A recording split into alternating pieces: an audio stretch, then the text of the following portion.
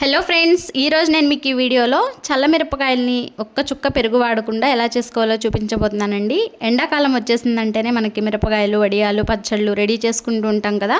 So చాలామంది మిరపకాయలు ఇష్టంగా తింటూ ఉంటారు. అందులో నేను కూడా ఒకదాన్ని. పెరుగన్నంలోకి, సాంబార్, పప్పుచారులోకి, దేనిలోకైనా చాలా టేస్టీగా ఉంటాయి కదా. సో మజ్జిగ యూస్ చేయకుండా, పెరుగు యూస్ చేయకుండా మనము ఊరపెట్టే పని లేకుండా ఒక్క రోజులోనే ఈ చల్లమిరపకాయలు ఎలా చేసుకోవాలో చూసేద్దాం.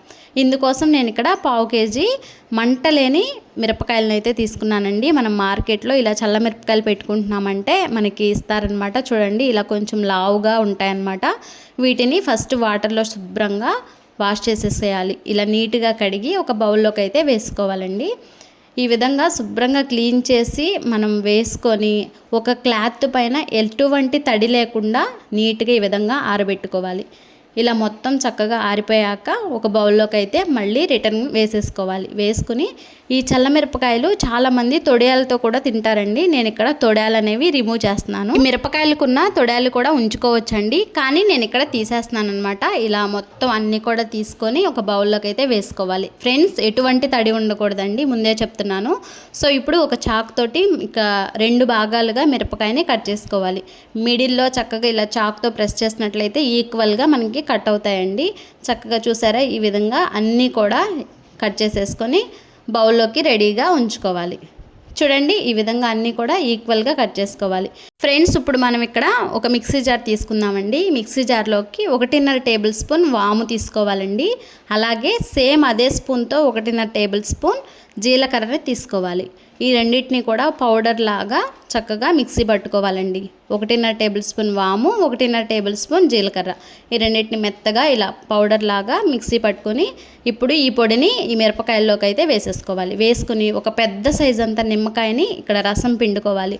మనం ఇక్కడ మజ్జిగకి బదులు నిమ్మకాయ రసం వాడుతున్నాం కనుక చక్కగా స్పైసీ లేకుండా ఈ మిరపకాయలు, ఊర మిరపకాయలు చాలా బాగుంటాయి. టేస్ట్ అయితే ఒకసారి ఈ వేలో ట్రై చేయండి. మనం ఎక్కువ రోజులు ఎండబెట్టాల్సిన అవసరం ఉండదు.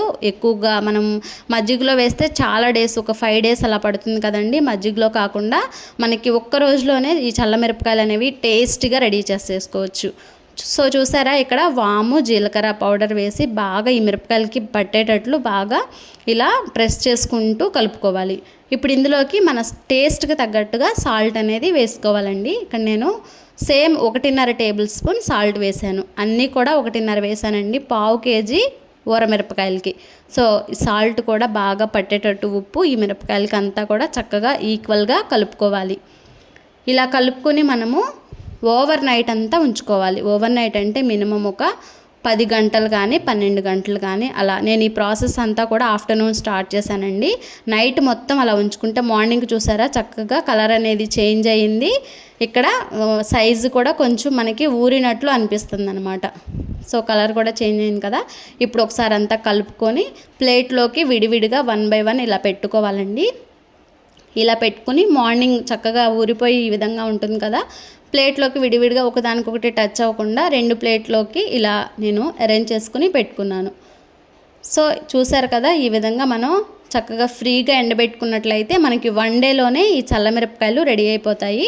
ఎక్కువగా మనకి ఎండ ఎక్కడైతే అవైలబుల్గా ఉంటుందో, బాల్కనీ అయితే బాల్కనీ, అలాగే హౌస్ పైన కానీ చక్కగా ఎండలో మనం పెట్టుకోవాలి. ఈ విధంగా 2 ప్లేట్లోకి ఫ్రీగా పెట్టుకుని లాస్ట్లో మనకి ప్లేట్లో చూసారా ఇలా మసాలా ఉంటుంది, దాన్ని తీసి ఇంకా పారేయటమే అనమాట.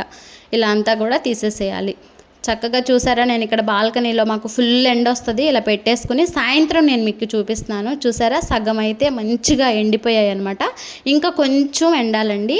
ఇంకా సాయంత్రం అయిపోగానే తీసేసి లోపల పెట్టుకొని మళ్ళీ నెక్స్ట్ డే మార్నింగ్ అంతా కూడా పెట్టుకున్నామంటే చల్ల మిరపకాయలు చాలా టేస్టీగా బాగా ఎండిపోతాయి. చూసారా, నెక్స్ట్ డే కూడా నేను పెట్టుకుని మీకు చూపిస్తున్నాను. ఒకటి విరిచామంటే చక్కగా ఇలా విరిగిపోతుంది అనమాట. అంత బాగా ఎండనివ్వాలి.